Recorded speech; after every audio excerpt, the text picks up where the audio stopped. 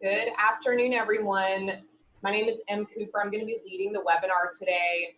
I wanted to see your faces, so excited that y'all are here today. I am going to turn off my camera just to save bandwidth, but as people kind of trickle in, I want to share a couple things with you. The first is this presentation is posted on our website.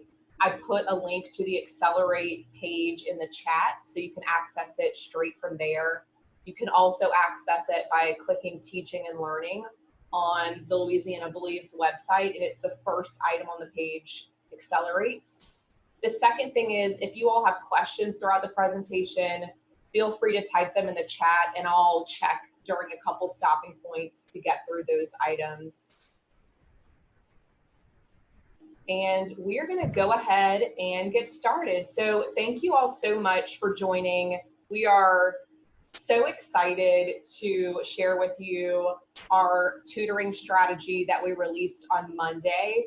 This is so exciting for kids, and we're really eager to see what this looks like in action across your school system. So thank you so much for joining.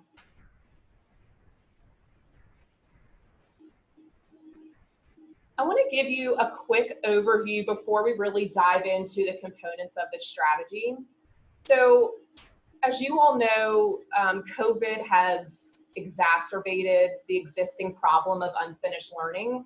And since the pandemic, the national narrative on tutoring has really heightened. And so we have done a lot of work to put together a strategy that highlights tutoring in the most impactful way for kids through tons of research and evidence-based practices.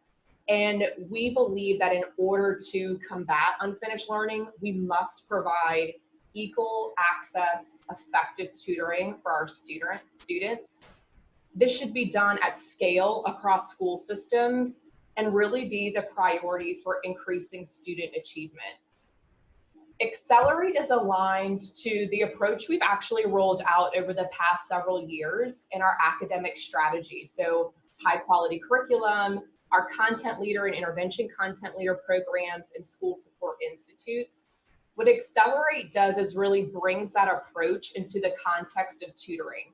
So if you all have attended a lot of those trainings or have been implementing our academic strategy, you'll probably find that this feels very familiar to you all, but we're really applying this in the context of tutoring.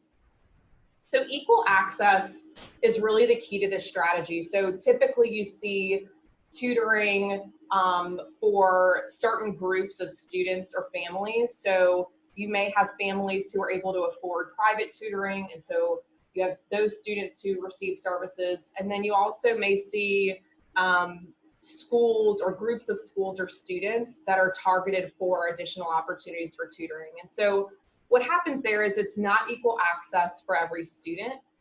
You'll see inconsistent attendance. If it's outside of school hours, you may not be able to have all the qualified staff you need or be using high quality materials. Every student should have tutoring access, which means they have extra time for learning built into the school day. And Accelerate is the plan or the structure that school systems should embed as a function of their school system. An acceleration approach addresses unfinished learning in an equitable way. So when we talk about acceleration, we're talking about a type of intervention that is proactive. It is tutoring through extra time. It's building skills that students need to access upcoming lessons in the classroom. And it's based on the specific needs in unfinished learning that are identified through data. So I want to be clear about what it is not. So acceleration is not remediation.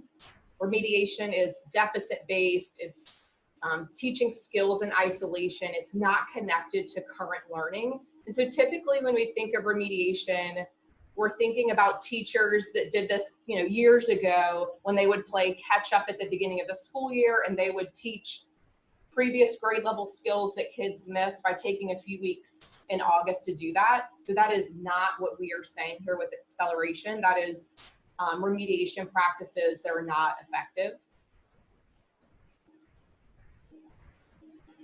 It's also not intensive intervention.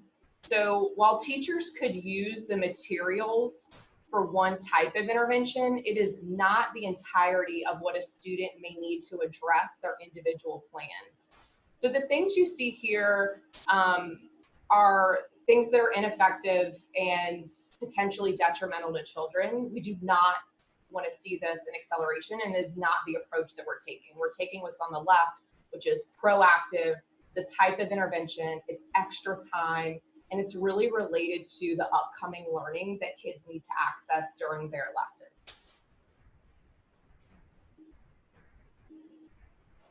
Addressing unfinished learning through acceleration mitigates barriers to learning, and it's celebrating the value that all learners bring to the table.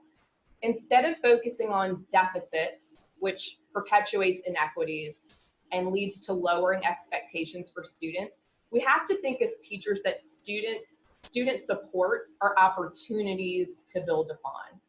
So Accelerate follows a just-in-time tutoring model. After students have identified areas of unfinished learning, teachers are tutoring students on those prerequisite skills during additional time to increase their readiness for the upcoming lesson. For example, if a student takes a beginning of module diagnostic and the data identifies unfinished learning and the prerequisite skill for that unit of adding and subtracting within 100, the teacher will provide additional instruction for that student on that skill right before the lesson in the unit that requires them to access that knowledge. It's just in time and it's connected to new learning. So today I'm going to walk through the strategy. It provides you all a system to create that's embedded as a tutoring structure in your operations. We're going to talk through the core pillars that must be implemented, the acceleration cycle used by teachers for planning, the ELA and math approach, the lessons that teachers use during this time, a timeline of how we're going to release resources and support, and then some funding support. All right, so let's jump into the core pillars. And for those of you that just joined, just as a reminder, if you have questions during the session, feel free to type them in the chat. I'm also going to add the link again to where you can access this presentation. So I just added that in the chat. All right. So I want to start by saying that the guidance that you all see is the ideal state of implementation based on strategy, on research and strategies that are evidence-based. So this guide is outlining how the strategy is intended to be implemented. School systems can choose to use pieces and parts of the strategy, but it's not going to produce the highest results. So what I talked through today is, again, the ideal state of what this should look like in a school system. The best practices for tutoring and addressing unfinished learning fall into three pillars: intentional structures, high quality materials, and effective instruction. These three pillars are a cohesive unit. So doing one or part of them without the rest is not going to give you the highest return on investment. So that it is intended to be done as a whole.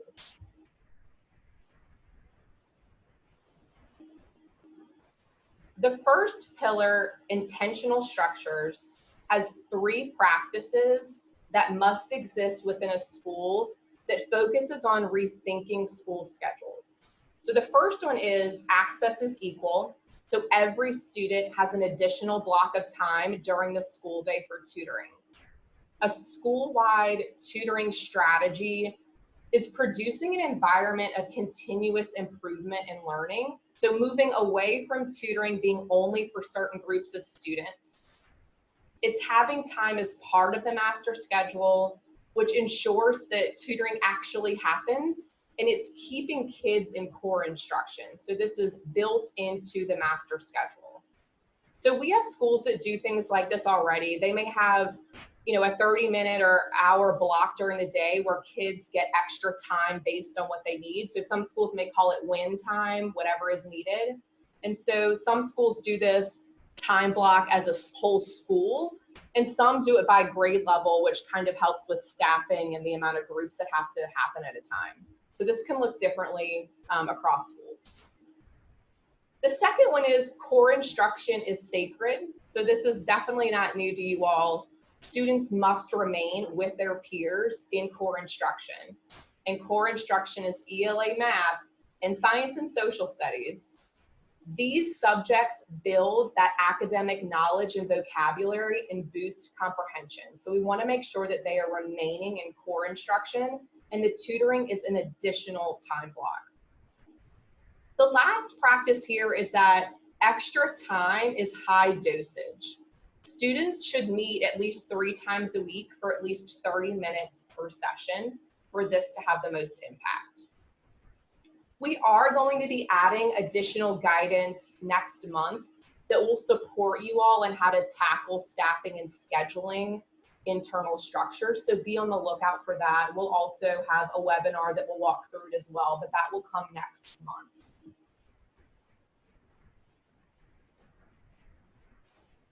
The second pillar is high quality materials. There are 2 practices here that must be true in order for students to make gains. So the first one is materials must be aligned to their grade level high quality curriculum. So workbooks, computer programs, test prep materials, random tasks off the internet. We know those are bad for kids. This is not what we want to see here. We want to see teachers using resources that complement and are directly connected to the high quality core curriculum. The second one is that content is delivered just in time. So this means the right content is delivered at the right time. So teachers are addressing unfinished learning by scaffolding that prerequisite content to ensure readiness for the lessons in the upcoming weeks prior to the introduction of those lessons. So back to my example about the student with unfinished learning and adding and subtracting within 100. So as a teacher, I'm not delivering those scaffolds randomly or at a time that doesn't require the student to need that knowledge. I'm tutoring that student right before the lesson he needs to use that knowledge, so it's just in time. It's connected to the learning that is about to happen. So imagine what this does for students' motivation, engagement, and success when that lesson does come up. They've already had tutoring instruction to prepare them to access what's going to happen during that class. The last pillar is effective instruction. The first practice here is that instruction is driven by data. So teachers are using timely, high quality formative assessments to identify student needs. So this data is used to determine how to group students and allows teachers to see how students are growing. So using exit tickets or other lesson embedded checks that can provide teachers immediate feedback on learning. The second practice is instruction is individualized. Tutoring should ideally be done one-on-one or in small groups, no more than 3 with the same needs. So back to my example earlier, teachers are grouping students with common needs. So you could put up to 3 students who all have unfinished learning and adding and subtracting within 100 in the same group. The last practice is that tutors are effective teachers. We need content-strong, effective teachers tutoring kids. This means you want an effective, content-strong 3rd grade math teacher to tutor 3rd grade math.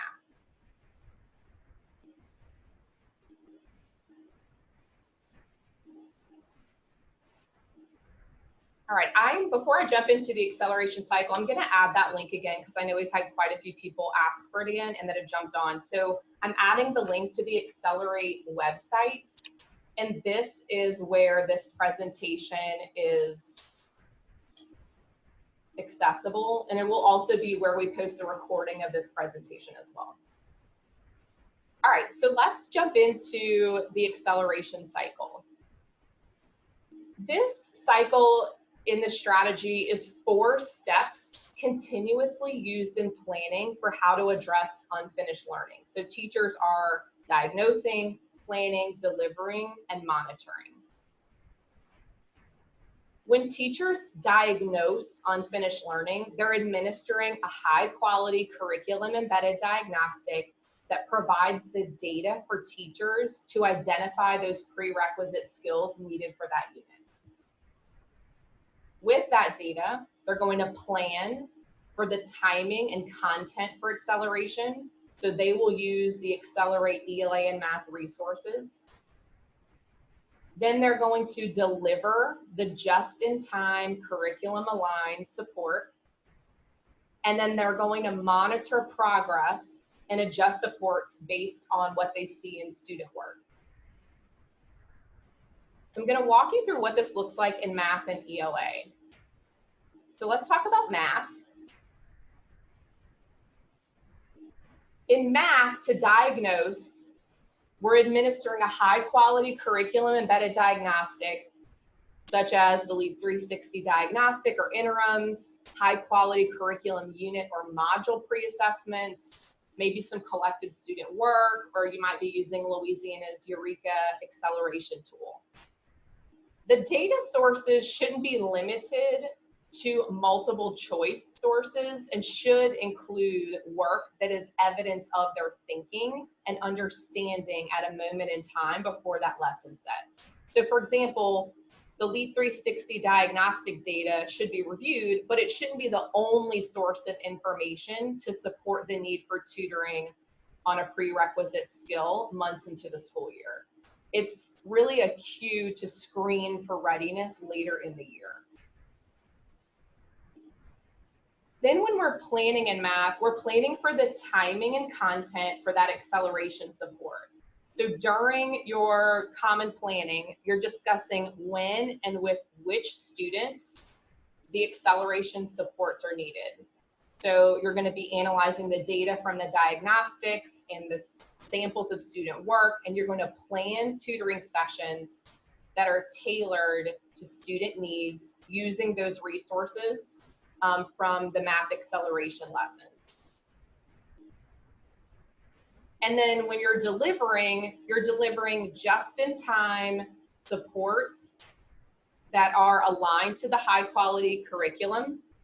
You have your qualified tutors that are meeting with students one-on-one or in small groups who have common needs.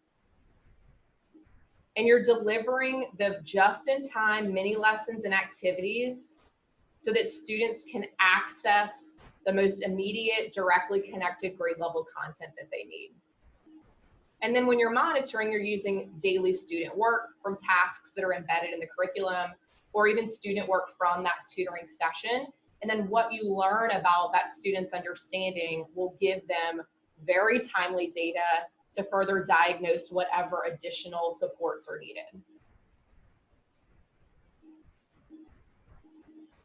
All right, so let's talk ELA. So the 5 components of successful reading instruction include phonemic awareness, phonics, fluency, vocabulary, and comprehension. So if a student is struggling to comprehend a text, the unfinished learning may be in the foundational areas of phonemic awareness, phonics, or fluency, or it could be that that student lacks a background in the context of the unit or vocabulary knowledge.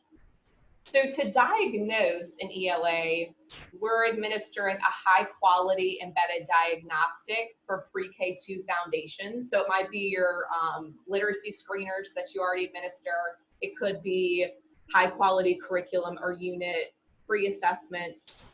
For grades 3 to 5, you can use literacy screener data as well. And that will definitely help identify students who might need foundation supports in grades 3 to 5. Then the district selected diagnostic should be used to identify students that would benefit from foundation supports in grades 4 and 5. So if a student doesn't meet grade level standards on the literacy screener or diagnostic, you're going to administer the student skill checklist. And then when we're talking about students in grades 3 through 12, we're going to compare multiple samples of students' work to the student look-fors and exemplar responses to identify which students need support in building knowledge and vocabulary. So just to recap, ELA, we're talking about two pieces here: foundation support and then building knowledge and vocabulary support. So for our lower grades, we're definitely using a literacy screener. For our upper grades, we're looking at student work to identify those needs. When ELA teachers plan, they're planning again for the timing and the content for acceleration. And then during their common planning time, they are discussing when and with which students need those supports. And they're using the resources that we've provided through Accelerate.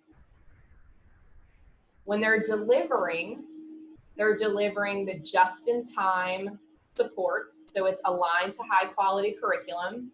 For foundations, they're practicing skills provided on the phonics continuum. And then to build knowledge and vocabulary in grades 3 through 12, they are reading and completing the knowledge building journals. When we're monitoring an ELA, we're using daily student work from tasks in the curriculum or student work from their tutoring sessions. And then teachers have that timely, immediate feedback on how they're progressing to diagnose any potential learning opportunities. And so this cycle will be engaged repeatedly over and over again, and in math as well.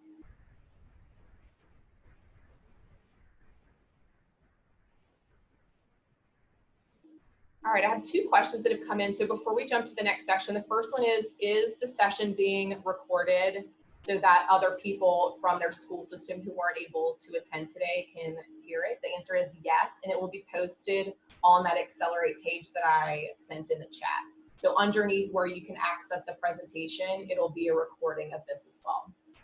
And the second question is, when will the ELA resources be available? So we'll get to this a little bit further, but both ELA and math resources are being released on a rolling basis this year. So we've already released the first set of math resources. ELA is coming following that. And so there will be a schedule throughout the whole year of rolling out just-in-time supports for those content areas. But right now we've released this guidance document and then the first set of math, and then ELA will come soon.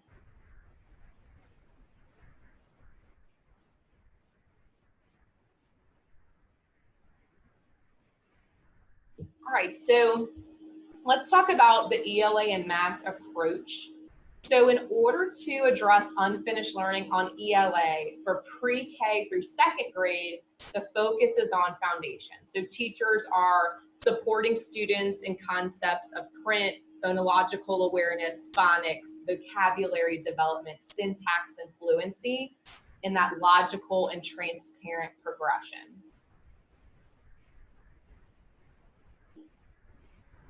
For ELA grades 3 through high school, the Louisiana student standards for each grade are cyclical, and the text complexity builds at each grade level.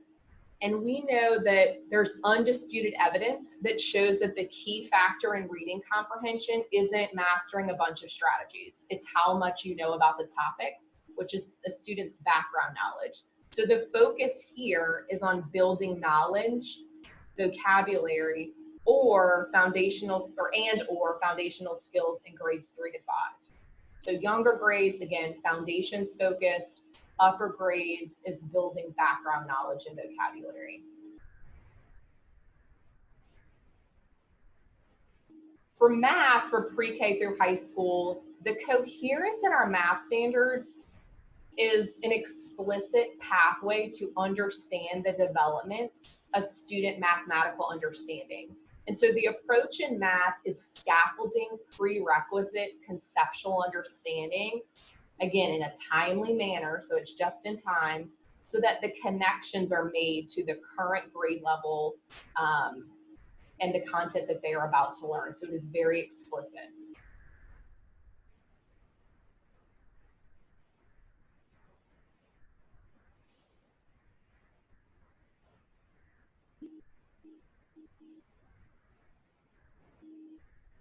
All right, so we are going to jump into, oh wait, I have a question. The question is this for all schools or just for UIR, CIR? So this guidance is already posted online. It is for every school system to take advantage of. This is also the ELA and math resources that are located in this guide are available to anybody. So this is already posted and out there. School systems should plan and meet and decide how they want to implement this in their school system. So this is a statewide strategy. It's not specific towards a certain group of schools or certain group of students.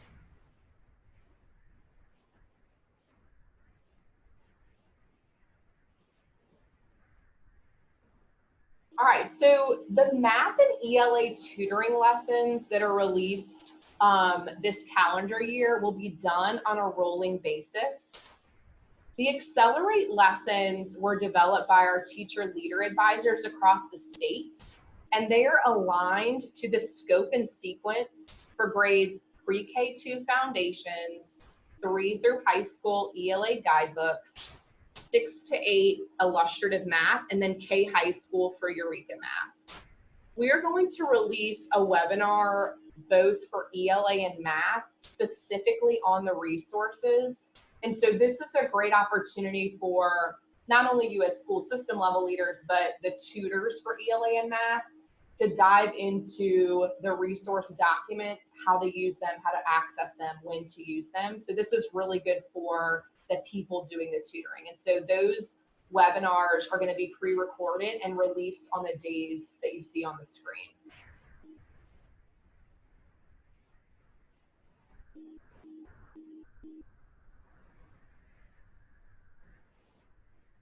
The resources for Accelerate ELA are built to ensure that students are able to access grade level texts. So each grade level includes links to resources that support students in building knowledge, vocabulary, or foundational skills. The initial launch of materials includes a unit of teacher and student-facing foundational skill supports for grades 3 to 5, and then 1 teacher and student-facing knowledge pack in grades 3 to 8, which align to some of our ELA guidebook units. So for ELA, you'll notice that these resources are really curriculum agnostic. So again, those lower grades are to phonics, phonemic awareness, all those foundational skills. And then for 3 through high school, it is about knowledge building. And so they can be used if you're using guidebooks or if you're not using guidebooks.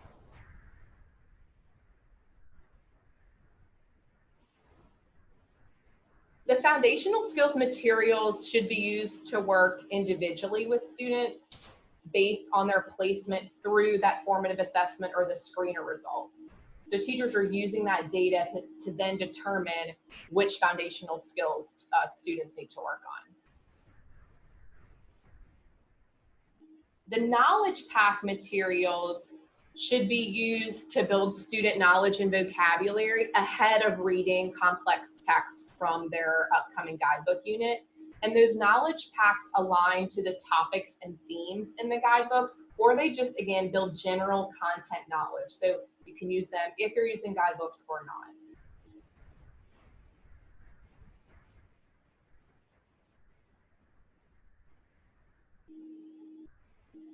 For our math resources, existing resources on the department's math planning pages have been rebranded to reflect our focus on accelerating student learning through just-in-time supports. So again, versus that remediation and isolation from grade level work.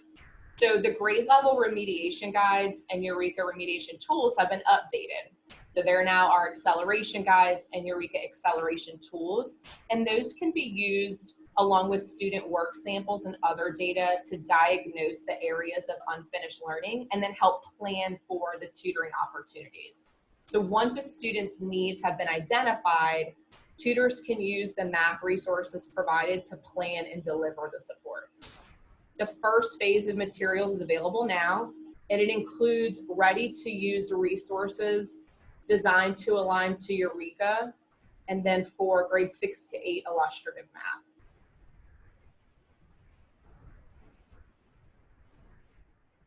The grade 5 sample shown here is an overview of the resources available for teachers. So for each grade level, resources will accelerate to the lessons listed in column 1. So in this example, if students begin work in module 3, lessons 1 through 4 next week, the resources in that first row would support students in preparing for that upcoming learning. Linked within column 1 is a Google Slides presentation, which outlines notes for tutors to consider, suggested problems and discussions to have with students. Column 2 lists the content of the tutoring session. Also shown are the grade level standards. Tutoring sessions are meant to front load, and the foundational standards students are working to master. And then when available and relevant, there's links to virtual manipulatives, Desmos activities, and then any handouts for a student. And so again, this is an example from 5th grade, and this is what each week's tutoring lessons look like. So they're grab and go. They're already made in Google Slides with teacher notes, and they can be delivered in person or virtually.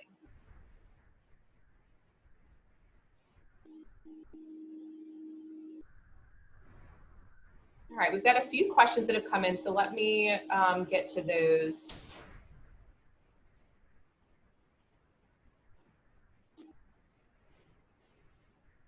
We have a question about, is this something we need to opt into? So the answer is no. This is a document that is already posted on our website. It outlines all of this guidance and is available for school systems to use, meet with our leadership teams with, and plan this for their school system. So again, the document is the ideal state of what this should look like to get the maximum impact. But school systems could choose to do pieces and parts of it, but know that it will not be as effective if it's not done in a cohesive unit. So there's no signing up for this, there's no opt-in. It's a document that's already been released that can be used by your district today.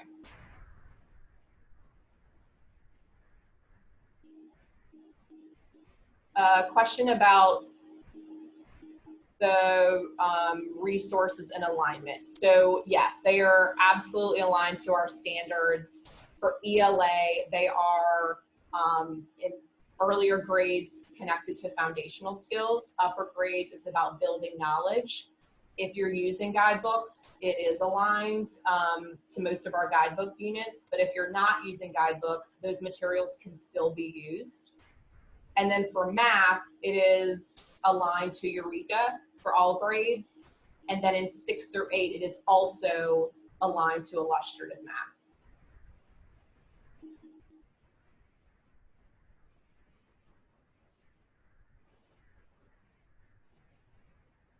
Okay, we have a question about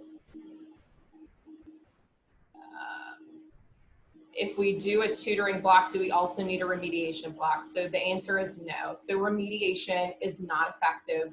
We do not want to see remediation in schools. Remediation is deficit-based. It is teaching skills in isolation. It is not connected to current learning. We should not be remediating. We should be accelerating, which is focused on a student's assets. It is just-in-time support for students, and it is aligned to the upcoming lessons so that you are tutoring on their unfinished learning at the same time they need to know that unfinished learning for the next lesson. So the tutoring block or the acceleration block or the whatever is needed block, right, whatever you want to call that time block, should be on accelerating students.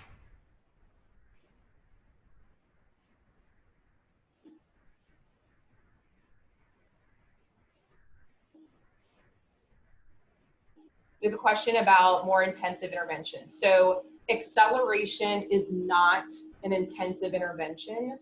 It is a type of intervention, and teachers may use these resources for intensive intervention, but that is not the entirety of what a student may need for their intensive intervention. So can they use these resources? Absolutely, but this is not designed as just something students should use in intensive intervention blocks.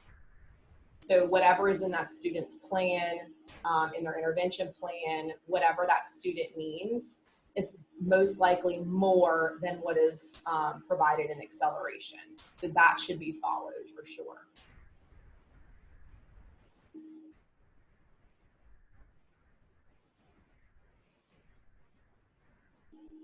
Okay, we have another question asking if it's required for CIR/UIR. So no, this is not required. This is guidance that has been released for every school system. You can start this now. So we are releasing the supports on a rolling basis so that you do actually get them just in time. So we will be releasing a couple weeks of these resources at a time. So you can use them now. You will have a whole year's worth of tutoring resources for pre-K through high school, ELA and math by the end of this calendar year. So you will have everything you would need to support this starting now, but also at the end of the year, you'll have the entire year's worth for ELA and math, pre-K to high school.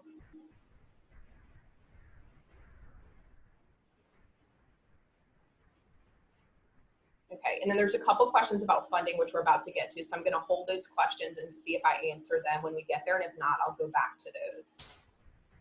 All right, great questions. All right, so let's jump into timeline. So the timeline here shows the release of the spring and summer materials in phases. So we've released the first phase of math. That was on Monday. The webinar to support the math resources will be released next week. And then we'll also release ELA and math February 15th. So another chunk of them will come. And then we'll have an ELA resources webinar posted on the 18th. And again, those math and ELA resources webinars are great for you all to attend, but should definitely include the people that are delivering the tutoring. And these are already going to be recorded and posted, so you can access those at any time and share them with tutors along the way. And they will walk through everything they need to know about the ELA resources and everything they need to know about the math resources. Then we'll have another phase released February 26th, another one March 15th, and then we will release summer resources in May, and we will have a webinar to support that. And then starting in July, pre-K through high school ELA and math will be released on that rolling basis through December.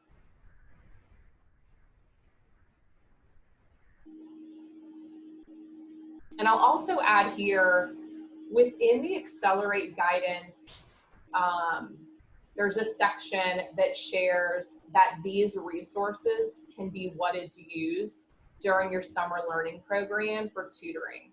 So they don't need to make up anything. They don't need to go find things.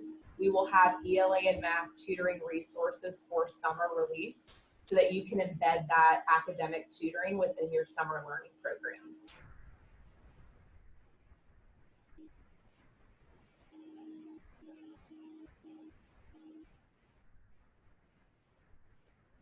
All right, so let's jump to funding. A couple questions there. So we know that school systems have a lot of money right now, and we want to make sure that this guidance was available so that you can start talking about how to use this when you are strategically planning how to use those dollars. So the ELA and math resources are available at no cost. So those will be posted on our website, again, on a rolling basis. They're free for everyone to use. However, you all may consider paying teachers to tutor or hiring additional teachers to implement Accelerate in your school system. And so there are many funding sources available. So that includes your CARES dollars, DSS, title dollars. We also allocated $1 million Monday in seed money to begin this initiative in school systems. And that money is already in EGMS for you to access. you'll complete the set of assurances within EGMS, and you can then access that money. So even more money for you to begin funding this strategy in your system. If you need support on using your funding sources to support this work, you can definitely reference the federal funding guide, or you can contact our grants help desk, and they are more than happy to jump on the phone and talk through this with you all if you want to start planning for how to use this for next school year. Or for this school year, if you want to pay stipends to teachers to tutor, or you're starting to plan for your summer learning program. All right, so before I jump in to support, Dr. Brumley, do you want to say anything? I noticed that you just joined. Hey, Em, I've actually been on the whole webinar except for the first minute. Thank you for leading everyone through. Just want to take a moment and thank everyone for all the work that you are doing out in the schools to educate through a pandemic. I think in many ways, because of your efforts, we are actually a model for other states on how we can successfully educate kids right now. You know, having served as a teacher, assistant principal, district leader, and superintendent in a couple of different systems, like I recognize all the logistical work that you all are having to do to pull school off. But I am consistently inspired and impressed by you all, and just so super thankful. I'm really proud of our team here for building these resources. Dr. Chasson and I spoke probably November, and just talked about, you know, what could we do to help systems right now, and we know how incredibly busy you are, and so that's why we developed these resources, and we worked with not only our team but some great teachers across the state to help develop this. You know, we are presenting what would be the best model. Look, again, I understand that your context and your resource and your staffing may have to shift some of this in some particular way if you choose to use it, and I understand that. But we didn't want to put before you something that's second best. We wanted to put the best in front of you, and if you have to make modifications, so be it. But really proud of this. You know, this is all built here in our state by Louisiana educators, and we think it can make a difference for our kids and you know, recovering unfinished learning. And we certainly don't want to be in a state of remediation. We have got to recover what we need to recover, and then pre-teach what we need to pre-teach so kids can be successful next school year, or else we're never at a point where we're providing, you know, on grade level content and assessments, and we have to be there, and we have to think creatively, and our kids need us to be great. So thank you for being on the call. We have over 300 people on the call. That's incredible. And if our office can support you in any particular way around thinking through this, or then around some of the information that we'll put out around thinking through what summer could look like, we want to be here to support you and your educators and your kids. So, Em, you're doing a great job on the presentation, and I'll hop back off. Thanks, Dr. Brumley. All right, so before we jump into support, I just want to recap some takeaways from this presentation. And again, if you have questions, please continue to send them through the chat, and I will get to those in just a minute. So Accelerate is a statewide tutoring strategy for pre-K through high school students in ELA and math. It is designed around 3 pillars: intentional structures, high quality materials, and effective instruction. It is an equal access, just-in-time strategy. So all students receive this embedded in the school day, and they are receiving this just in time. So right when they need to access that prerequisite knowledge in the unit, that is when they are getting those supports. Again, this guidance is the ideal state of implementation. So to have the maximum impact, the most effective way to do this is to do this in tandem. So all 3 of those pillars should be implemented as a cohesive unit in order to get the maximum impact for students. There are ELA and math resources that are being released on a rolling basis for this calendar year. We will have webinars to support the use of those resources. And there are multiple funding sources that you all can use to support this in your school system. So that's your CARES Act money, title dollars, general fund. We also added Strong Start tutoring money on Monday to help get you started. So as you all are thinking about how to use the funds you have now and you are receiving additional funds coming soon, we really want this to take priority in your discussions at the district level when you're thinking about how to address unfinished learning for students. On the next slide, you'll see, again, the website that I put in the chat. This is where we will house all of the guidance documents, presentations, and recordings. So right now you'll see our Accelerate Guide, the ELA and Math resources page, and then today's presentation. The recording from today will be posted as well.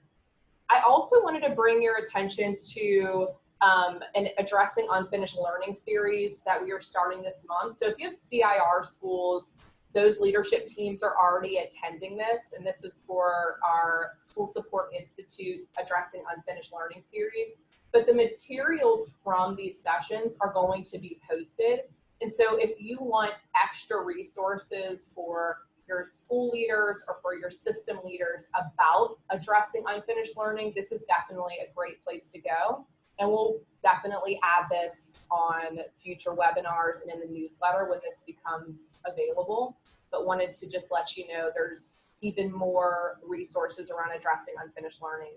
And then if you all have any questions about this, feel free to contact me. My email is on the screen. If you want to jump on the phone and just talk through what implementation could look like, I'm happy to do that. And then as always, if you need some brain power behind thinking through multiple funding sources, our grants team is on standby to help you all do that. I'm going to go ahead and jump to questions, but we have finished the presentation, so if you need to jump off, feel free to do that, but I do want to get to some of the questions in the chat if you'd like to stay on to hear those. So thank you all so much for joining. Really appreciate your time today, and we're excited to see this in action in your school systems. So we're getting a question again about if this is specific to CIR and UIR schools. So no, this is a statewide strategy for all students in all schools. It is not specific towards a certain population of schools or students. So any school system can use this for any and all of their schools and students.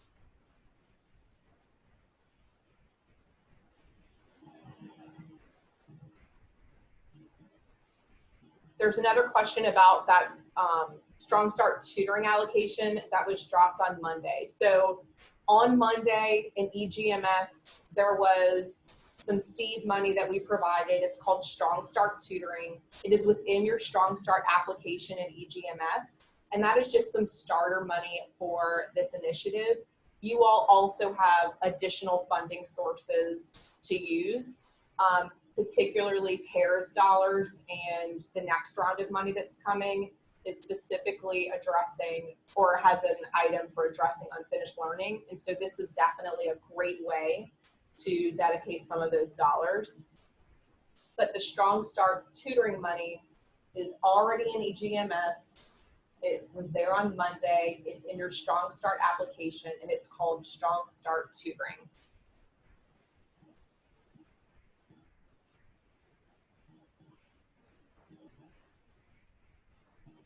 There's a question about the resources for summer. So in May, we are going to release what ELA and Math summer resources look like. And this is to support you in your tutoring during your summer learning programs. So it will feel similar to the resources you have now, but it will be geared towards what it would look like with implementation during the summer. And we'll have a webinar that will be released at the same time that goes through those resources as well, and that's in May.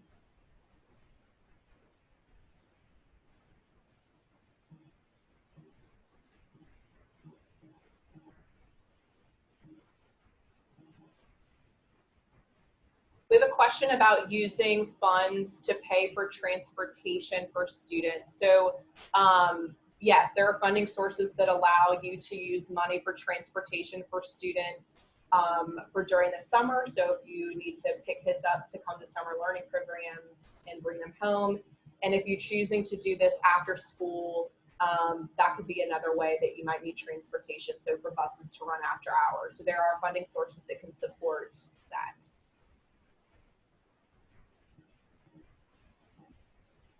We have a question about who to hire or who to have do the tutoring. So a couple things here. Ideally, this is done during the school day. And so you could use your effective teachers on campus that are already there to do this tutoring. You could hire additional teachers to do this tutoring. You may even get creative and want to share some tutors between schools, depending on what works for your system. You could hire teachers to do this after hours and provide them stipends. So there's definitely different ways you can access teachers to do this. In the guidance document, it is very clear that the tutors for this should be your effective teachers. So we know that that is the most effective way to increase student achievement is to have effective teachers teaching this work. And so that is definitely the recommendation that you'll see throughout this document.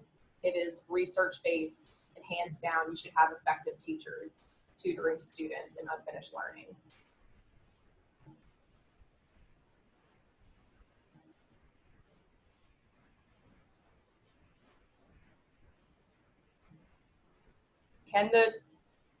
Can funds be used for, yeah, so I think I might have answered this already. I might be repeating some of my questions, but yeah, so your funds for this can be used for any of your schools, depending on the funding source. So again, if you want to walk through that with one of our grants team members, we're happy to do that. You can send an email to me or the grants help team, and we will definitely get your answers for you. We have a question asking if summer learning programs are required. They are not. So this is something a school system decides to do, although I definitely hope you all are considering doing this. We released summer learning program guidance for school systems on Monday. It's also linked within Accelerate. So definitely feel free to look through that guidance and use it as a reference for planning the summer, but summer learning programs are not required. The summer learning program guidance document does include a section on how the tutoring during summer learning program can use our Accelerate tools. So there is a connection there. So school system coordinators for summer learning program don't need to figure out the content of what that tutoring looks like. We've done that for you. So we'll have ELA and math for you for summer.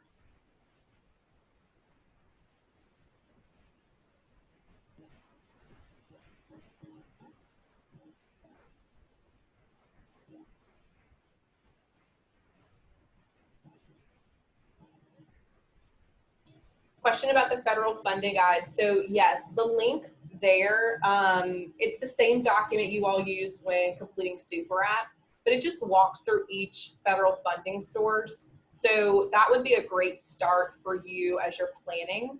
And if you have more questions about what's in there, reach out to our grants team and they can jump on the phone with you and talk through that.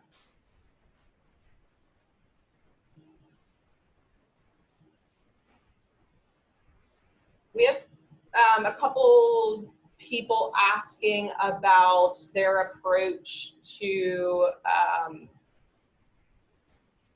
their school year calendars for next year. So we know a lot of school systems are considering how to do balanced calendars or to adjust their calendars for next year in some way to help students.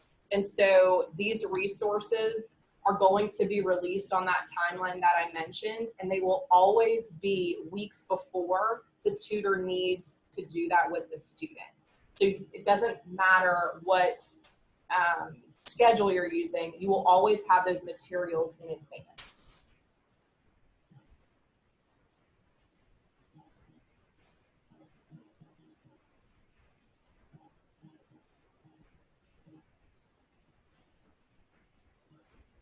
The question about the Strong Start tutoring dollars. So yes, there are assurances in EGMS. So again, it's in the Strong Start application. It's called Strong Start Tutoring, and there are assurances, just like we have with other applications, that you'll click on. You don't need to fill out an application to get this money. We are giving it to you. There's nothing for you to do other than click on the assurances.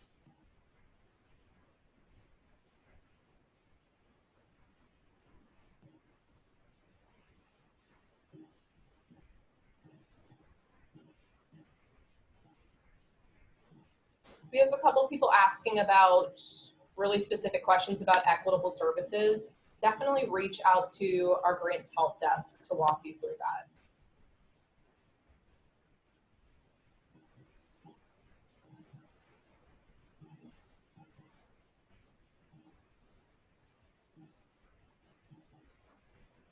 I love how multiple people said, we're already doing something like this. This is wonderful. So the money for Strong Start tutoring is to specifically pay for your teachers to tutor. So stipend, salary, that is what the Strong Start allocation is for, the Strong Start tutoring allocation. Your additional funding sources can fund more than just stipends or salaries for people. So again, we had someone ask about transportation, so that can be an allowable expense for a funding source.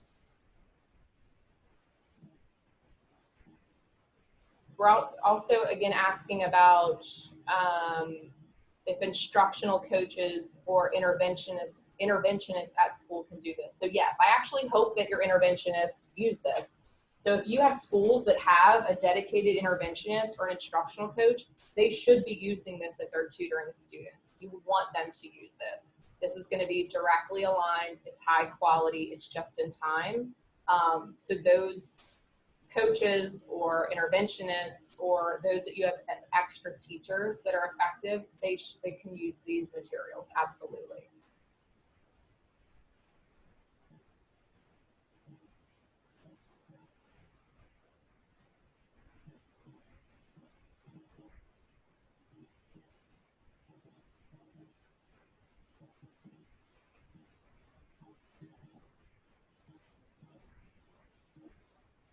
Still having a couple of questions about where to find this in EGMS. I would reach out to our grants help desk if you need someone to jump on the phone with you and walk through the clicks to get there. I would reach out to your federal programs director. They're probably the one that uses this the most and can do it a lot faster than a lot of us can. So if you need someone to help you find this in the system, the grants team, they're the team to help you do that. The Strong Start tutoring allocation, that was a one-time allocation that was given on Monday, February 1st. Your CARES Act money that was given to you last year can be used for this. And then for this next round of money that's coming next month and then again next year, you can absolutely use it for this. It should focus on addressing unfinished learning. So if you're planning for how to use these dollars, and there are a lot of dollars, we really are trying to get this guidance for you now so that you can use this when planning. So that was one of the main reasons around the timing of this resource, because you all are about to receive this next round of dollars, and then again in January of next year.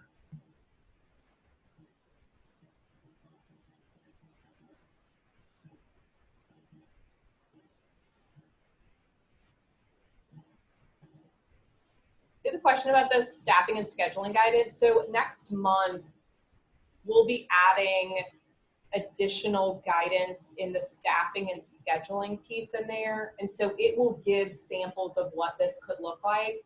I will be doing a webinar specifically on staffing and scheduling. So if you were interested in how to rethink schedules, rethink staffing to support this work, definitely start thinking about it now, but we will have resources in March to help you do that with an accompanying webinar. And yes, there are multiple ways you can do this during the day. Schedules can be complex and fun to deal with at the same time, but there are definitely ways that we can support you there. So if you want to start thinking about it ahead of time, reach out to me. If you want to wait till March when we release the guidance, that'll be in the newsletter on our system leaders call as well. So you'll be aware of when it's released.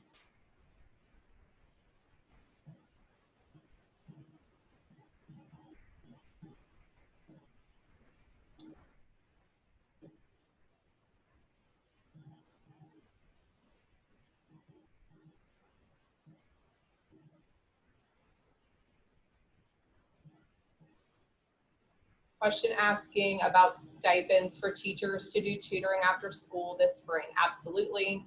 I would use that Strong Start tutoring allocation first to give to teachers for stipends after school. So, you know, to implement this right now, do we expect everyone to read to their master schedule? Absolutely not. I think for the spring, you are going to see people doing as much as they can given the current year's schedules that are in place and teachers that are in place. And so the best option may be for you to do this after hours. Stipends can go towards those teachers. As you're planning for calendars for next year, that would be the time to really figure out how do we embed this during the school day so that we can get the highest impact for kids.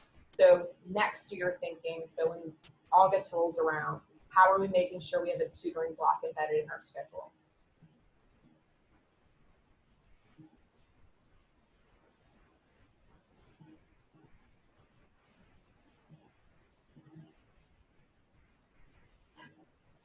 We have, I love this question. So schools that have really strong common planning periods already, you're already looking at data and planning for upcoming lessons. And so this is something that you can use when you're planning. So you're looking at that diagnostic data at the beginning of each unit, and you're taking these accelerate supports and planning for when to do that. So that is an excellent point. You already have a strong data meeting or common planning time. Yes, you should embed this directly in that.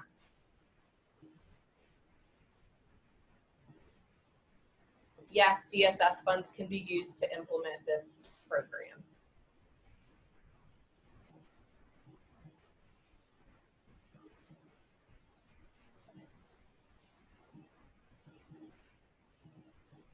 All of the materials that are created are aligned to our standards, aligned to high quality curriculum. They were created with our teacher leader advisors in partnership with our content team.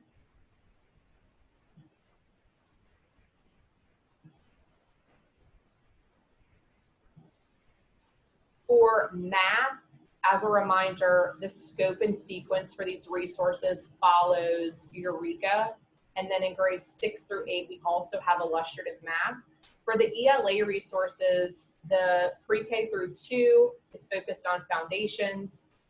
3 to 5 is foundations and building knowledge. And then 312 is building knowledge. And all of the ELA resources can be used if you're using guidebooks or another curriculum.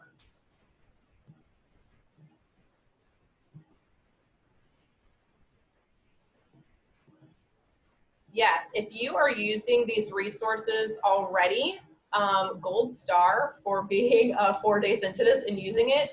But we definitely want to hear from you and how you're implementing it. So if you're starting this semester, if you're planning for next year, please reach out. We'd love to get your feedback, see how it's going, come visit. So definitely reach out and let us know how it goes.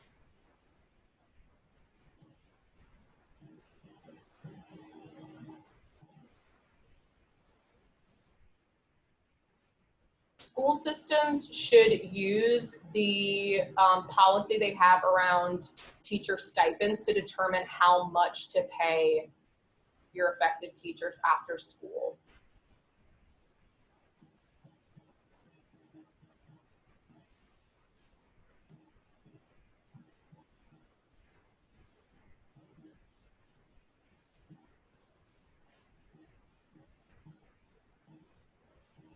All right, I think I've gotten through all the questions. If you have additional questions or want to reach out with feedback or let us know how you're doing, I'm happy to hear that. Again, my email is on the screen. If you need specific support with finding your Strong Start tutoring allocation at EGMS, or just brainstorming how to use all the funds that you are receiving to do this, our grants team is eager to help. So you can email them, you can email me, and I will put you in touch with them if needed. Thank you all so much for attending. The recording of this webinar will be posted on the Accelerate website, and have a wonderful day. Thanks so much.